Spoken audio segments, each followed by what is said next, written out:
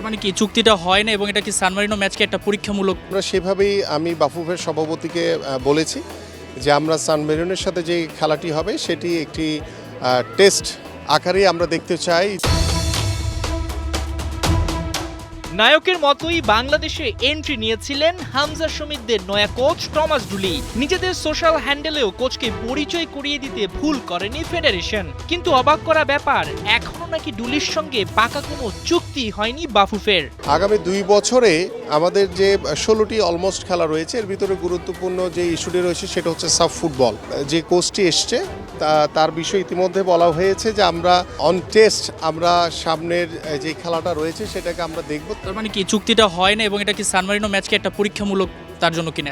আমরা সেভাবেই আমি বাফুফের সভাপতিকে বলেছি যে আমরা সান মেরিনোর সাথে যে খেলাটি হবে সেটি একটি টেস্ট আকারে আমরা দেখতে চাই, যে ওটি দেখার পরে তারপরে আমরা তার বিষয়ে আমরা ফাইনাল সিদ্ধান্ত নেব। বিশ্বস্ত সূত্র তাই বলছে।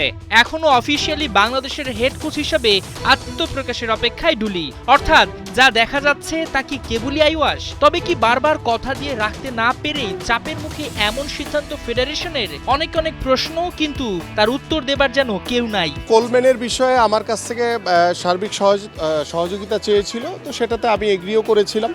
বাট ডুলির যে বিষয়টি এসছে তার বিষয়ে আমার কাছ থেকে কোনো সহযোগিতা চাইনি বাফু। ইতিমধ্যে আমি আমাদের বাফুফের সভাপতিকে বলা হয়েছে যে আপনারা খোঁজ করতে থাকেন, যে এর চেয়েও যদি বেটার আমরা ভবিষ্যতে কাউকে পাই তাকে যাতে আমরা দ্রুত সময়ের ভিতরে আনা যায় কিনা সে বিষয়ে অলরেডি একটা নির্দেশনা দেওয়া হয়েছে। কোচের পুরো ইস্যুটা যেমন পরিষ্কার নয়, তেমনি অন্ধকারে বাংলাদেশে ফিফা বিশ্বকাপের ব্রডকাস্ট নিয়ে যদিও থেমে নেই সরকার।